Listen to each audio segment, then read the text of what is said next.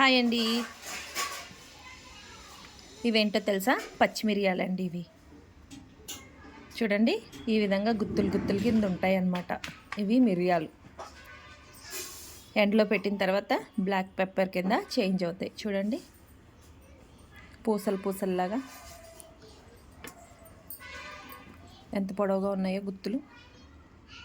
మా షాప్లో వర్క్ చేసే అమ్మాయి అయితే తీసుకొచ్చి ఇచ్చిందండి. చూడండి, వీటిని ఎండలో పెట్టిన తర్వాత ఇగోండి ఈ విధంగా అయితే చేంజ్ అవుతాయి. ఇవే మనం వంటలలో యూస్ చేసుకునే బ్లాక్ పెప్పర్. ఇవి కూడా తనే తీసుకొచ్చింది. ఫస్ట్ అయితే ఇలా ఉంటాయి అన్నమాట. మన తమలపాకు పాదులు ఉంటాయి కదా, అలా ఉంటాయండి. ఈసారి అది కూడా మీకు చూపిస్తాను ఒక వీడియోలో.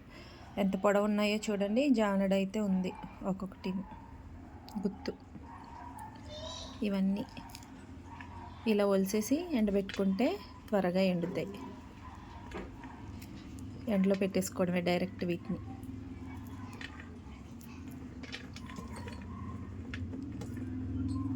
చెట్టు నిండా గెలలు గెలల కింద కాసేస్తాయి అన్నమాట ఇవి మిరియాలు.